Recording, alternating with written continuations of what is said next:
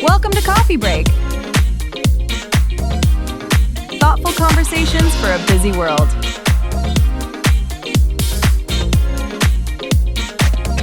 Let's begin. So be honest.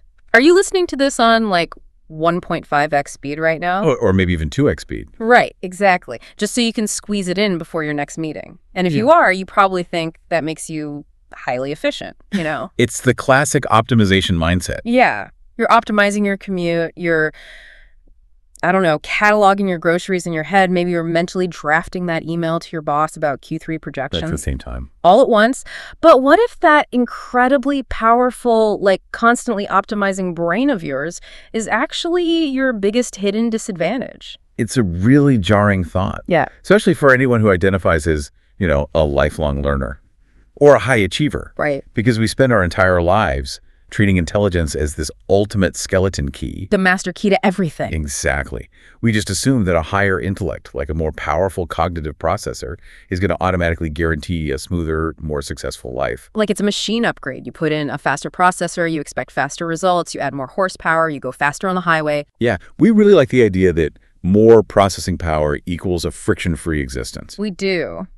But today, for this deep dive, we are pulling from a fascinating source that completely dismantles that linear equation. It really tears it down. It does. It's an excerpt from a work titled The Intellectual Paradox: Why Intelligence Hinders Success. And we're honing in specifically on its incredibly provocative subtitle. Which is such a great subtitle. So good. Yeah. Why being smart is actually making your life harder. Right. The author forces us to really look at the exhaust fumes produced by a highly analytical mind. The exhaust fumes. I like that. Yeah, because we're looking at a system crashing not because it lacks power, but because it has entirely too much of it. The cognitive landscape of the chronic overthinker is, biologically speaking, in a perpetual state of bottlenecking. So here is our mission for this deep dive. We are going to figure out exactly how high intelligence flips from being an asset into a liability. Because it does flip. It absolutely does. We're going to dive into the neuroscience and the psychology behind this phenomenon we're calling the logic trap. Yes. And ultimately, we want to figure out how to stop overanalyzing the simple joys of life entirely out of existence. The goal here is to help you get out of your head and actually get into your life. But to do that, we have to start by taking a sledgehammer to the conventional wisdom surrounding intellect and success. We really do, because the conventional narrative is so deeply ingrained. It's everywhere. It's the gifted child prophecy. Yes. From kindergarten, the messaging is relentless. If you can solve complex algebraic equations or master difficult coding languages, then navigating human relationships, personal happiness, daily decision-making, that should all be child's play. Right. Intelligence is viewed as this universal shock absorber for adversity. But the reality the source material posits is that intelligence actively hinders success. And I think we need to be really precise with the word hinders here. Very precise. Yeah. Because the author isn't saying intelligence simply lacks a correlation with happiness. Right. It's not neutral. Exactly.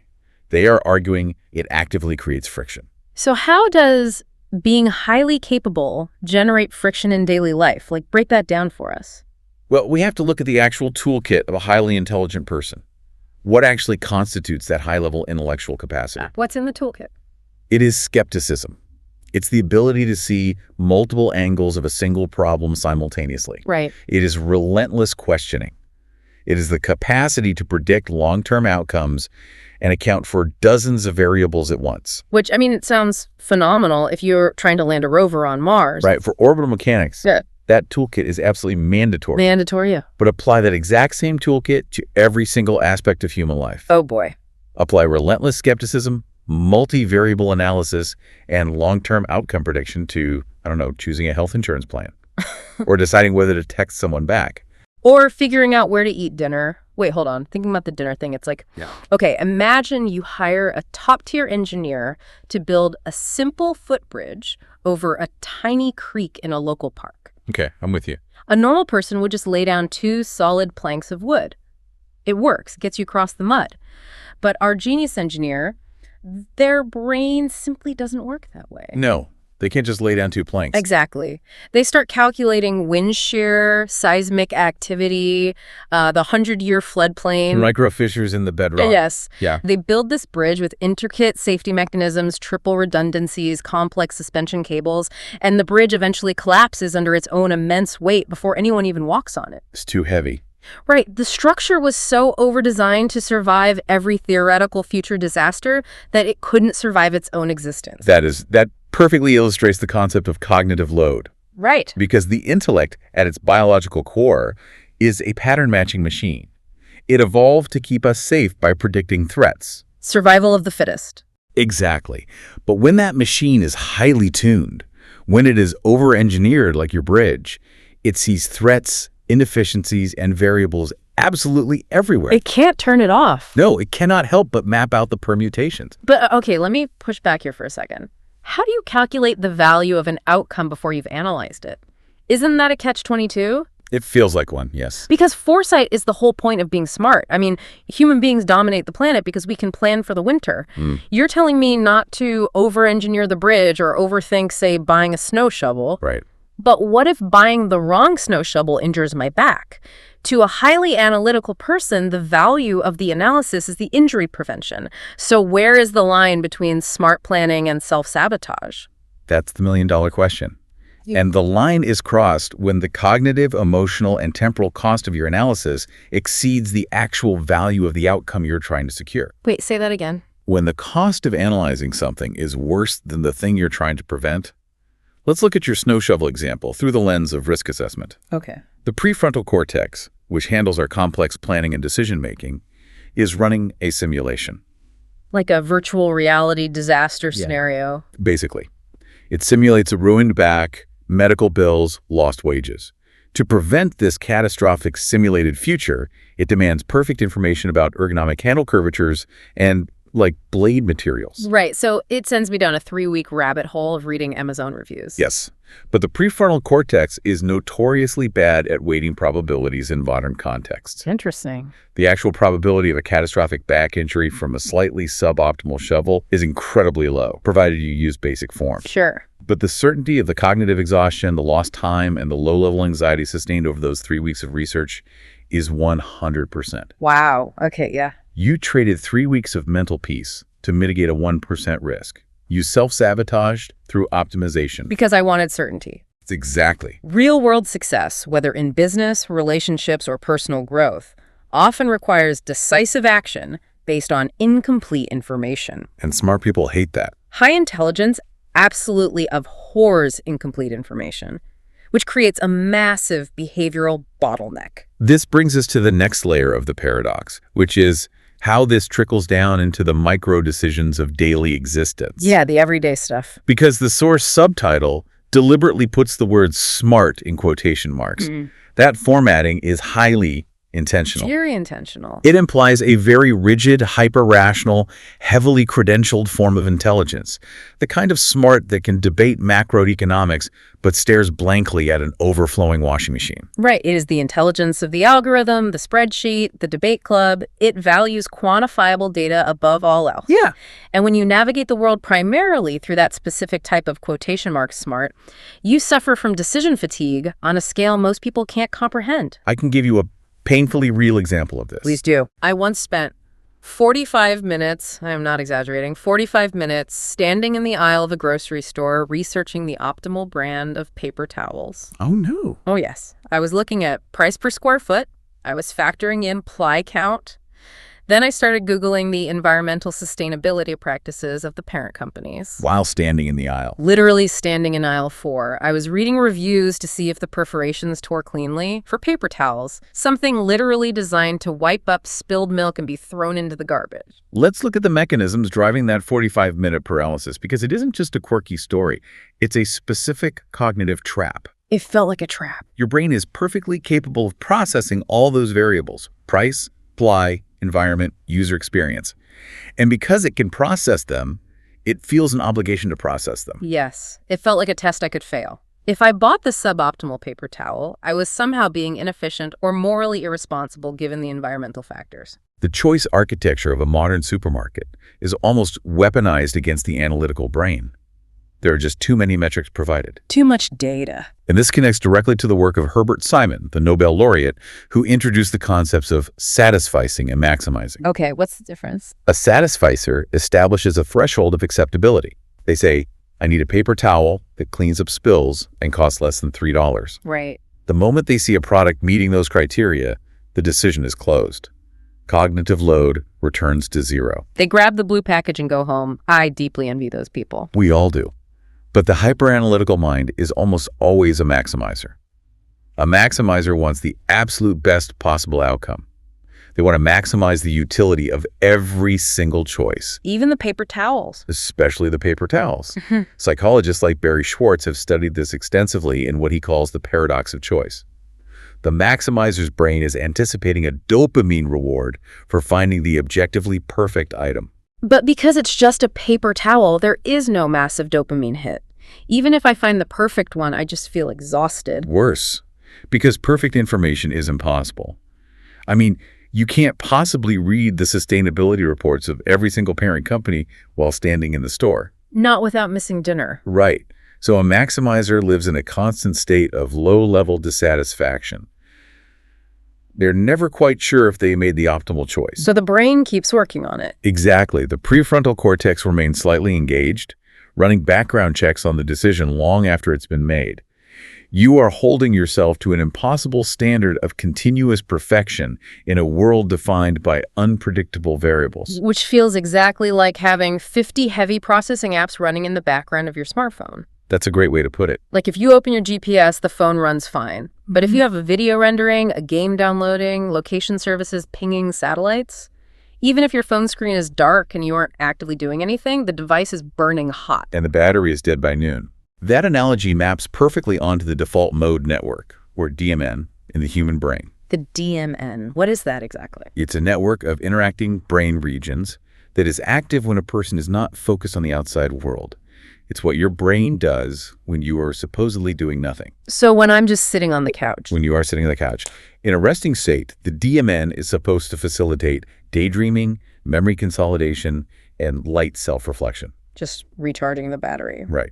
But in the hyperanalytical smart brain, the DMN is hijacked. It doesn't rest.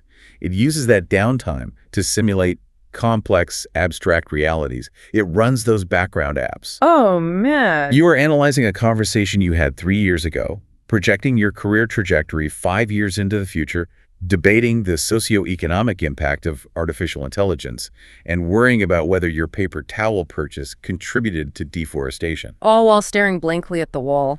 The battery is draining rapidly, leaving me totally exhausted by midday, even though I haven't moved a muscle. Precisely. But wait, if being smart and being a maximizer makes life harder, if it drains the battery and leaves me paralyzed in the grocery store, are we arguing that ignorance is bliss? Is the takeaway here that the less you know, the happier you are? Because I don't want to lobotomize my own edge just to buy groceries faster. It's a common defense mechanism for highly intelligent people to equate any regulation of their intellect with enforced ignorance. That's fair. But ignorance implies a lack of capacity. What we are talking about is the failure to properly aim the capacity you have. Aiming it. Okay. Intelligence without regulation isn't an edge, it's a runaway train. Yeah. You don't need to destroy the engine, you need to install brakes. Install brakes, right. The suffering doesn't come from having the capacity to analyze. Yeah. It comes from the inability to stop analyzing when the analysis is no longer serving you. And where that runaway train causes the most tragic damage, in my opinion, is when it crashes into the parts of life that are actually supposed to be fun.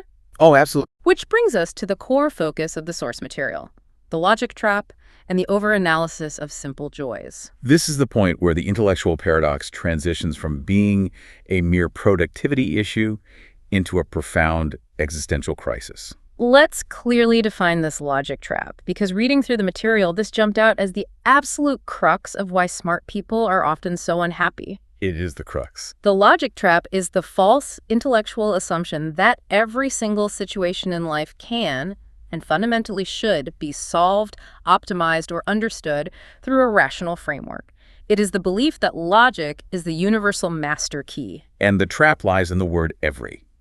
It is a massive category error. Because not everything is a math problem. Exactly. It is the assumption that the scientific method should be applied to poetry. When you apply quantitative analysis to qualitative experiences, you destroy the very nature of the experience. You start cannibalizing the good parts of your life. And we see this constantly in modern culture, especially among high achievers. It's everywhere. It's the compulsion to optimize a hobby for productivity. Like, you can't just enjoy baking bread. You have to perfect the hydration percentage of the sourdough starter. You have to document the crumb structure on a spreadsheet. Right. Cross-reference bake times with ambient humidity and eventually try to monetize it into a side hustle. Exactly. Or the relaxing walk is ruined by turning it into a cardiovascular metric tracking session. Oh, I'm so guilty of this. You aren't looking at the trees. You are looking at your smartwatch to ensure your heart rate is precisely in zone 2. Yep. And you're feeling a spike of cortisol because your stride length is statistically suboptimal compared to last Tuesday. It's so depressing when you say it out loud. Or think about comedy. Have you ever been around someone who tries to intellectually deconstruct why a joke is funny? Oh, that is the worst. You overanalyze the premise, point out the linguistic structure, identify the subversion of expectations, and suddenly everyone in the room is just staring at you, completely deadpan. The joke is dead. You used logic to murder the laughter. Which brings up this incredibly profound philosophical and neurological point from the reading, the conflict between the observer and the participant. Yes.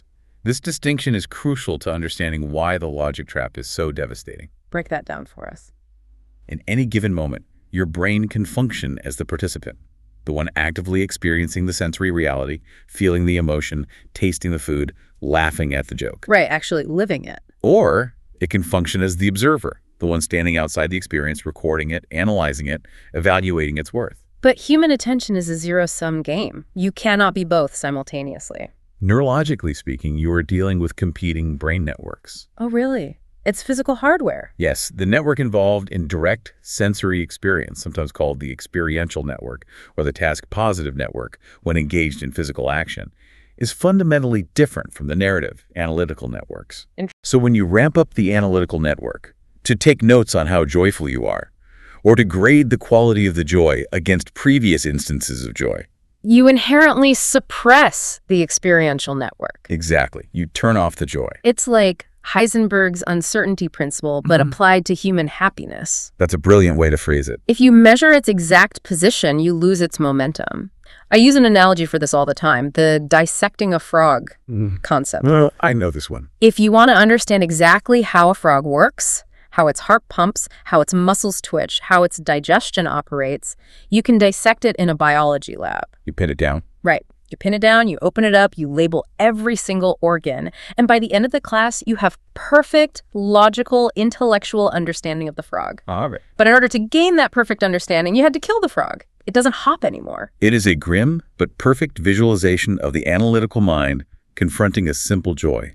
It's tragic, really. You might figure out the exact sociological and psychological mechanisms of why sitting on a porch with your friends at sunset feels good, but you have killed the magic of the moment to do it. Yeah. The analytical brain is a scalpel. It is highly effective for surgery, but you shouldn't use a scalpel to give someone a massage. Wow. Okay, but why do we do it, though? If it makes us miserable, why does the highly intelligent mind constantly reach for the scalpel when it should just be enjoying the sunset? Because the highly intelligent mind, especially when conditioned by modern academic and corporate environments, is deeply addicted to the concept of return on investment, ROI. It craves a measurable deliverable. It wants a spreadsheet proving that an expenditure of time was mathematically justified. Like, show me the metrics proving this sunset was worth my time. Exactly that. But simple joys.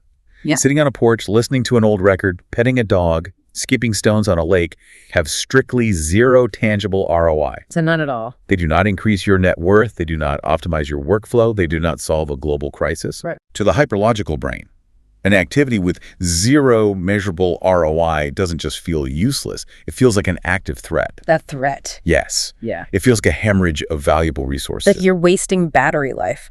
So it triggers profound anxiety. And then the brain tries to fix the anxiety by inventing a metric to track.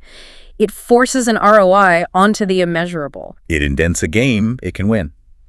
If walking the dog has no ROI, Tracking the steps and optimizing the route creates an artificial ROI. And the anxiety is temporarily soothed because the brain feels productive. But the actual joy of the walk is entirely bypassed. This sounds incredibly bleak for the listener who is recognizing themselves in this right now. Like, if I am the engineer who overbuilt the bridge, if I have 50 background apps draining my DMN, and if I am currently standing over the dissected frog of my own hobbies, am I just doomed? No. How do you actually turn the logic off without feeling completely out of control? Because telling a chronic overthinker to just stop thinking is like telling someone who is drowning to just breathe water. It fundamentally does not compute. It doesn't compute because it's the wrong instruction. You don't stop thinking. You change the operational mode. Okay, change the mode. We have diagnosed the disease, the intellectual paradox, the burden of the maximizing brain, the tragedy of the logic trap. The cure involves a deliberate evolution. In evolution, We must transition from being smart, with those rigid quotation marks, to being wise. let's define that transition. If being smart is the relentless, indiscriminate application of logic to every single data point in your life, then wisdom is knowing when to put the logic down. Exactly. Intelligence is the engine, wisdom is the steering wheel and the brakes. Wisdom is knowing that just because you can analyze something doesn't mean you should. It requires the conscious restraint of your own processing power. The source material refers to this as practicing unoptimized living. Unoptimized living. Yes, for a highly intelligent person, acting inefficiently on purpose is deeply uncomfortable. I'm sweating just thinking about it. It induces a mild panic, but it is a necessary form of psychological exposure therapy. You have to deliberately schedule inefficient time. Okay, I have to push back on the reality of unoptimized living in modern capitalism. Sure. You say be inefficient, but I have a mortgage. If I don't optimize my workflow, my finances, my time, I fall behind. How do I practice deliberate inefficiency without ruining my actual life? Because my brain immediately wants to optimize the inefficiency itself. What do you mean? Like, I will be exactly 15% inefficient between the hours of 2.0 and 3.00 p.m. to maximize my unwinding metrics, thus making me a better worker tomorrow. And there is the trap again. I can't escape it. Your brain is trying to swallow the cure and turn it back into the disease. You have to distinguish between domain-specific optimization and global optimization. Oh, like domain-specific. Domain-specific optimization is fine, optimize your spreadsheets at work, optimize your budget. The danger is global optimization, where the optimizer bleeds into your entire existence. So how do I break that? Give me a tangible example of deliberate inefficiency that doesn't just become another metric. You have to engage in activities that resist measurement entirely, and you must allow yourself to do them badly. Badly. Paint a terrible watercolor and throw it away immediately so you aren't tempted to judge it or show it to anyone. Just bin it. Go for a walk with no phone, no smartwatch, and no destination. Choose a route simply because the light hitting the buildings looks interesting, not because it forms a perfect loop back to your car. Doing things badly on purpose. That breaks the addiction to the ROI. It proves to your brain that you can survive an experience without extracting value from it. And to make this sustainable, you have to learn how to set rigorous intellectual boundaries.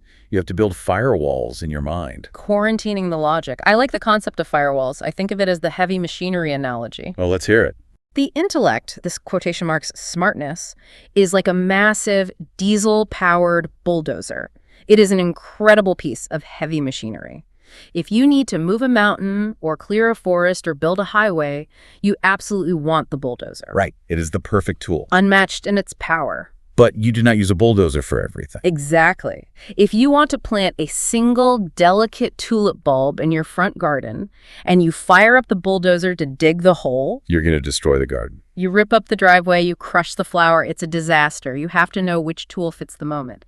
A bulldozer for mountains, a small hand trowel for flowers, logic for complex problems, pure presence for simple joys.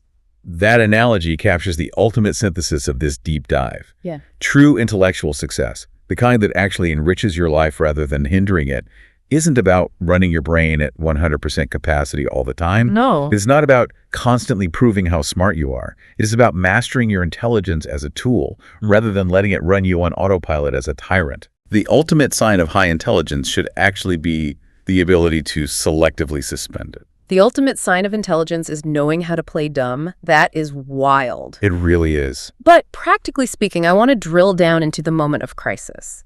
Let's say I am the listener. I am trying to build this firewall. I am trying to practice unoptimized living. Okay. But I feel that familiar gravitational pull. I catch myself opening Excel to build a weighted average spreadsheet to decide which movie my family should watch on a Friday night. The bulldozer is firing up in the tulip garden. Exactly. What is the immediate circuit breaker? How do I pull myself back into the present moment before I ruin the night for everyone? The most effective circuit breaker is a simple shift in your internal questioning. You shift from asking what and why to asking where and when. What does that do? Well, the analytical brain lives in the abstract. It lives in concepts, projections, and rationalizations. To break the circuit, you have to force your brain into the physical, sensory reality of the present moment. Oh, like grounding techniques. Grounding, but understood neurologically. When you catch yourself building the movie spreadsheet, you don't fight the logic with more logic. You don't debate yourself. Right. You don't say to yourself, statistically, the time spent building this spreadsheet negates the joy of the movie. Therefore, I should stop. Because that's just more analysis. You are still in the observer network. You have to drop the abstract entirely. You focus on sensory input to forcefully activate the experiential network. So asking where and when. Exactly. What does the couch feel like under your legs? What is the temperature of the room? Look at the physical faces of your family members. Listen to the hum of the refrigerator. You literally force the participant brain to override the observer brain by flooding it with physical data. Flooding it, yes. You don't fight logic with more logic. That is a massive takeaway. Because the trap is always trying to outthink your own overthinking. It is just a hall of mirrors. It is an infinite loop. The only way out of the loop is to step sideways out of the realm of thinking altogether and step into the realm of being. This has been an incredibly profound journey. We have covered so much ground today, and I want to briefly recap where we've been just to make sure these concepts really stick for everyone listening. Good idea. We started by looking at the intellectual paradox, the startling reality that We talked about the tragic habit of dissecting the frog, using our analytical scalpels to murder our own simple joys just so we can understand them. And finally, we discussed the cure, the transition from smart to wise, practicing unoptimized living, and building firewalls to keep the heavy machinery out of the tulip garden. It is a roadmap from being a prisoner of your own intellect to becoming the architect of your own peace. And so I want to speak directly to you, the listener, right now. As you go back into your day, as you finish this commute or this workout or whatever you are doing, I have a specific challenge for you. A homework assignment. A homework assignment, but a fun one. It is a direct application of everything we have talked about. Sometime today, I want you to find one small activity. It could be drinking your afternoon cup of coffee. It could be walking the dog. It could be listening to one song in your car before you go into the house. Just a micro moment. A micro moment. And during that activity, I challenge you to actively, fiercely refuse to optimize it. Do not analyze the roast of the coffee beans. Do not track your steps on the dog walk. Do not critique the audio production of the song. Just exist in it. Let the activity have strictly zero ROI. Be the participant and fire the observer just for 5 minutes. Prove to your brain that you can survive and even thrive without analyzing the data. And as we wrap up this deep dive, I want to leave you with one final lingering idea to chew on as you go about your day. Think about the entire arc of human history. Oh, macro scale. Macro scale. Human intelligence evolved over millions of years to help us survive, to adapt, to master our physical environment. But today, our environment isn't saber-toothed tigers or impending ice ages. No. Our modern environment is one of overwhelming information, constant metrics, and profound cognitive burnout. It is an environment of infinite data and zero silence. So, if the ultimate biological purpose of intelligence is to adapt to the current environment to ensure survival and well-being, and our current environment is literally crushing us with overanalysis, Then maybe. perhaps the most highly evolved, breathtakingly intelligent thing a high-performance human can do today isn't to think harder or process faster. What is it then? Perhaps the absolute peak of human intellect is mastering the art of occasionally playing dumb. To realize that your engine is so powerful, the most impressive thing you can do is just turn the key, listen to it idle, and simply enjoy the ride.